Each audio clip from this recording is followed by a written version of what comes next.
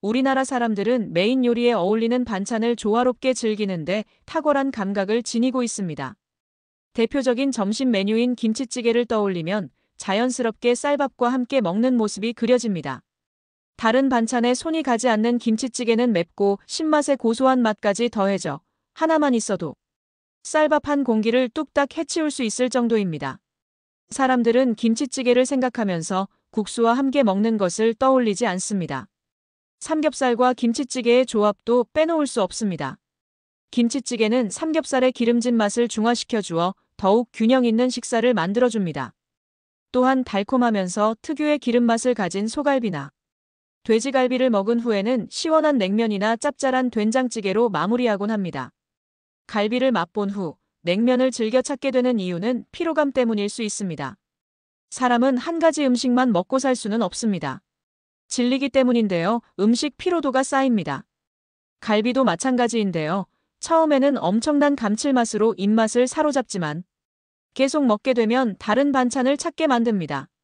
이럴 때 잘 어울리는 반찬은 김치나 장아찌, 젓갈 등 반대되는 맛이 당기게 됩니다. 냉면도 그렇습니다. 짜장면 반찬으로 떠오르는 것은 무엇입니까? 짜장면 반찬으로 단무지와 양파가 있습니다. 어릴 적에는 단무지를 더 좋아했지만 점점 어른이 되며 춘장에 찍어 먹는 양파도 좋아하게 되었습니다. 기억해보면 제가 중국집에 혼자 들어가 짜장면을 먹은 나이는 초등학교 6학년 때였던 것 같습니다. 당시 짜장면의 가격은 600원이었던 것으로 기억합니다. 어쩌면 더 쌌을 수도 있고요. 600원짜리 짜장면에는 노란 단무지가 포함되어 있었습니다. 당시 영양센터의 전기구이 통닭에 주사위 모양의 하얀 무와 함께 조화한 반찬이었습니다. 중국집에서 어느 날 갑자기 단무지를 제공하지 않는다고 상상해보세요. 짜장면의 정체성마저 흔들며 굉장히 놀라울 것입니다. 지금까지 먹은 짜장면의 추억까지 삭제하는 중국집이 될 수 있을 것입니다. 요즘은 양파 없는 곳도 있다고 해서 섭섭할 따름입니다. 춘장에 찍어 먹는 양파는 어쩌면 짜장면과 비슷하면서도 원초적인 춘장의 맛을 느끼게 해주며 뭔가 그로테스크한 느낌을 줍니다. 씁쓸하면서 시커먼 소스에 하얀색의 양파를 찍어 먹는 맛은 오묘했습니다. 짜장면과 때려야 뗄 수 없는 반찬 중 하나로 메인 요리에 맞는 반찬은 세월이 흘러도 변함없이 함께 해왔습니다. 흥미로운 것은 이러한 음식들의 맛을 하나씩 살펴보면 재미있는 사실을 발견할 수 있다는 점입니다. 김치찌개의 매콤하고 신맛, 고기의 기름진 맛, 냉면의 새콤함과 매콤함 등을 우리는 잘 알고 있습니다. 한국인들은 단맛과 짠맛은 물론이고 기름지면서 신맛, 감칠맛까지 다양한 맛의 총합을 너무나도 잘 파악하고 있습니다. 그리고 이러한 맛들을 조화롭게 즐기는 방법을 세계 어느 나라보다도 잘 알고 있는 민족인 것 같습니다.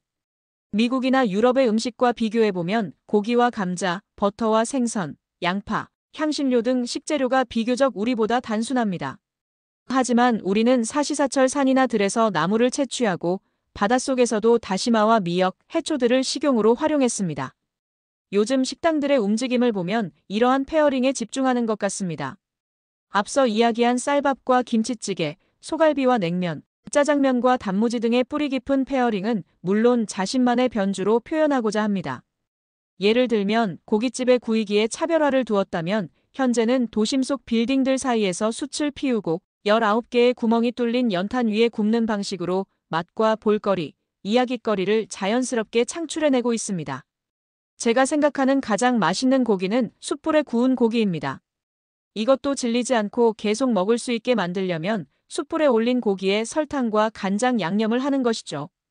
그 자리에서 1kg도 먹을 수 있을 겁니다.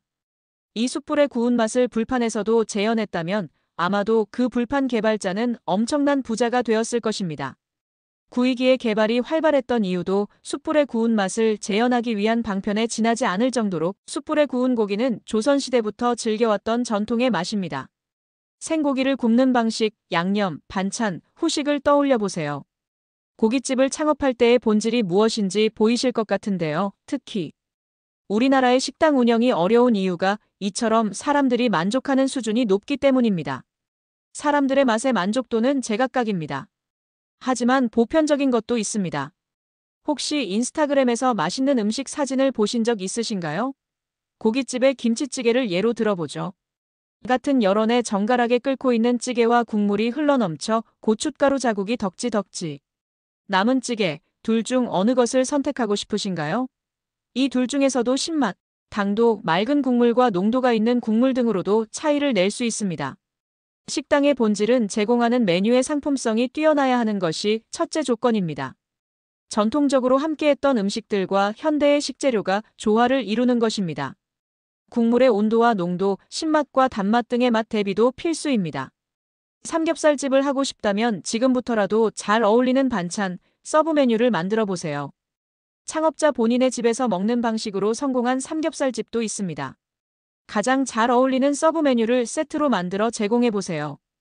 오늘은 여기까지입니다. 소바 강사 키리안이었습니다. 감사합니다.